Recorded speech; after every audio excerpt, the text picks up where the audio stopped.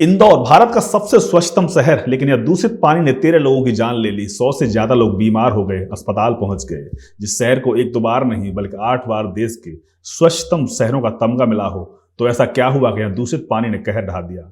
ये कोई एक दिन में नहीं हुआ, हालात बिगड़ने का इंतजार किया गया। इंदौर शहर का भागीरथपुरा, यह कई दिन से दूषित पानी की शिकायत थी। लोगों ने जिम्मेदारों को सूचित किया, लेकिन कान पर जू तक नहीं रहेंगी। नगर परिषद को शायद इस बात का घमंड हो कि हम तो सफाई में नंबर 1 हैं, लेकिन 26 दिसंबर का वो काला दिन, भागीरथपुरा में 100 लोग बीमार पड़ गए। मौतों का सिलसिला शुरू हो गया। अगले 4 दिन में यह आंकड़ा 13 के पार पहुंच गया। और जब मंत्री जी से सवाल हुआ तो सुन लीजिए उनका जवाब क्या था।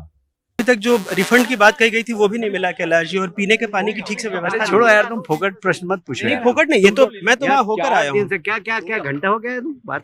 ये बौखलाहट किस बात पर है? सवाल तो होगा ही, जवाबदेही सरकार की है, बात संयोग की नहीं। आप स्वच्छता में नंबर 1 हैं, तो फिर शहर की ये गंदी तस्वीर क्यों? लापरवाही, फजीहत और नतीजा लाचारों की जान पर आ बनी। 13 ने जान गंवा दी, सैकड़ों अस्पताल में भर्ती। अब प्रशासन जागा है, हुक्मरान जागे हैं। ये बात सही है कि प्रारंभिक रूप से जो इस संबंध में लापरवाही हुई थी, तो जो कार्रवाई हुई वो सबकी जानकारी में है। हमने अपने एसीएस संजय दुबे जी को यहाँ छोड़ा है। माननीय मंत्री जी और विधायक, माननीय महापौर जी, विधायक जी, मंत्री जी सब मिल करके कल दोबारा इसको पूरी बात को देखेंगे, समझेंगे।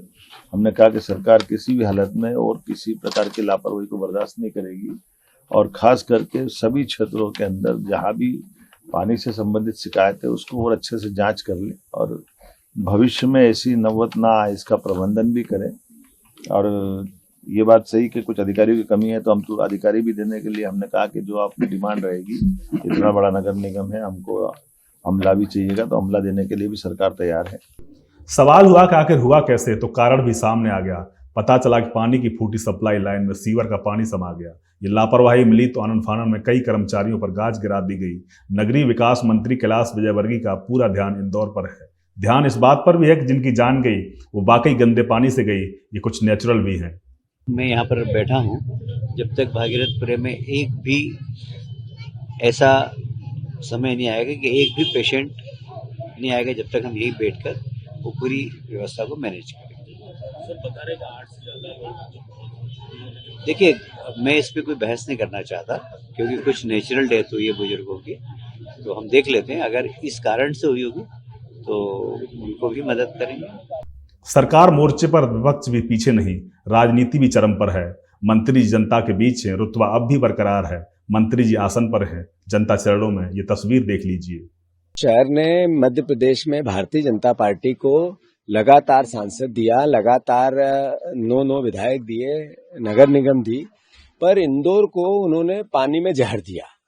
अभी सवाल उठते हैं कि 13 मौतें हो गई, और भारतीय जनता पार्टी के हमारे अपने मुख्यमंत्री ये बोलते हैं कि 4 मौतें हुई। आपका मंत्री पत्रकार जब सवाल करता है तो उनको गालियां देता है। उस मंत्री को हटाना चाहिए, नहीं हटाना चाहिए, उनका इस्तीफा लेना चाहिए, नहीं लेना चाहिए। अरे रीढ़ की हड्डी कहाँ गई आपकी मुख्यमंत्री जी? आप क्यों नहीं पनिशमेंट देना चाहते उन अधिकारियों को जिनके कारण उन पर मुकदमा दर्ज करो, हत्या, गैर इरादतन हत्या का। अब राजनीति भी होगी। एक एक कर माननीय भागीरथपुरा की जनता जनार्दन को खोजेंगे।